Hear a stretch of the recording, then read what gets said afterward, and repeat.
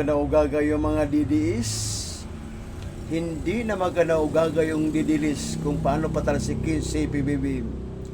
Lahat ng klaseng paraan ginagawa na ng didiis. Lahat ng klaseng paraan ginagawa na ng didilis. Ngunit hindi pa rin sila nagtagumpay, ngunit hindi pa rin sila nagwagi sa paninira nila kay President Bongbong Marcos Jr. Kung ano-ano na lang ang mga pinanggagawa ng mga DDS, kung ano-ano na lang ang mga pinanggagawa ng didilis para lang mapatalsik si President Bongbong Marcos. Ngunit hindi pa rin sila nagtagumpay, ngunit hindi pa rin sila nagwagi. Kasi nga bobo at mangmang at mga tanga at mga inotel ang lahat ng DDS, ang lahat ng didilis. Sinong maniwala sa bobo? Sinong maniwala sa mangmang? Di ba? Wala namang naniniwala sa inyo eh. Kaya nga, di ba, mga hibang na kayo, nahihibang na kayo. Hindi nyo alam kung paano patalsikin si PBBM. Yan. Kaya nagsama-sama kayo, kaya nagsanipurisa kayo. Oh, nagtagumpay ba kayo? Nagwagi ba kayo? Hindi. Yan. Hanggang dyan na lang kayo. Puro ngak-ngak, puro reklamo na lang gagawin ninyo. Habang buhay na lang kayo ganyan magreklamo at dumaldal at gumakngak. Habang buhay na lang kayo magreklamo at dumakdak at gumalngal. Kailanman ay hindi kayo magtagumpay. Kailanman at hindi kayo magwagi. Sa mga binabalak nyo, mga masasama, mga demonyo, kayo lahat. Hayop kayo mga lidis kayo. Hayop kayo mga buwa, kayo ina nyo mga lidis kayo. Wala na kayong ginagawang katinuan sa Pilipinas, kundi manggulo na manggulo. Manggulo na manggulo. Akala nyo magtagumpay kayo, akala nyo magwagi kayo. Tarantado. Yan, taong bayan. Kaya para mga nababaliw ng mga DDS, di na alam ang gagawin kung paano patalsikin si PBBM. Yan.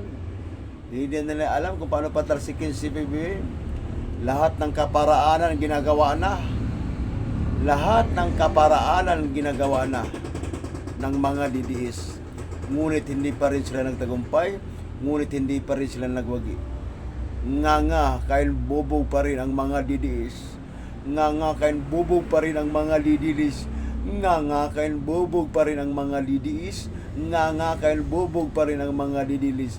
Sa kabila ng paghasik ng lagim ng mga DDS, wala pa rin. Nga pa rin. Kain bubog pa rin ang mga DDS. Kala nila magtagumpay na sila, no? Mali-malita.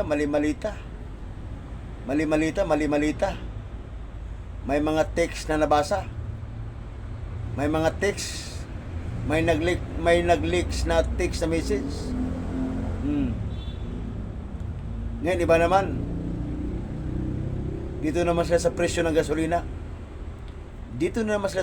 gasolina. Nag-uudyok na naman sila ng kaguluhan. Sa gasolina. Akala siguro na magwagi na sila. Akala siguro na magtagumpay na sila. Wala eh.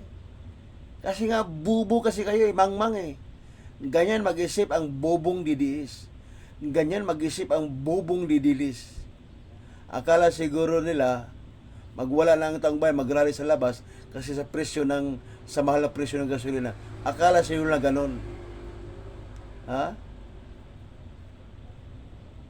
Alam nyo mga DDS,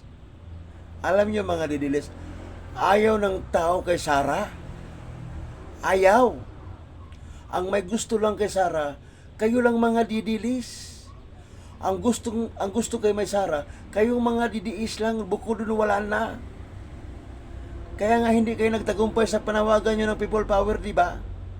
Nilangaw ang people power nyo. Kasi nga ayaw nga kay Sara eh. Tanggapin nyo na mga bobo. Tanggapin nyo na mga mangmang. Ayaw kay Sara ang sa taong bayan, ayaw. ayaw kay Sara. Kasi nga, baliw na lang ang naniniwala kay Sara. Bubo na lang, mangmang na lang ang naniniwala kay Sara. Katulad ninyo na mga bobo na mga supporter ng mga Duterte. Katulad ninyo na mga mangmang na mga supporter ng Duterte. Lahat ng supporter ni Duterte bobo. Lahat ng supporter ni Duterte mangmang. Mga demonyo, mga inotel, mga buwa kalang ina nyo. Mga buwa kalang ina nyo, hindi pa rin kayo nagtagumpay at hindi pa rin kayo nagwagi na ibagsak si President Bongbong Marcos. Hindi pa rin kayo nagtagumpay, hindi pa rin kayo nagwagi na ibagsak si President Bongbong Marcos. Uulitin ko, bobo lang ang naniniwala sa Duterte. Mangmang lang ang naniniwala sa Duterte. Katulad ninyo ng mga supporter ng mga Duterte. Lahat bobo, lahat mangmang. Kasi nga mga buwa ka ng ina nyo.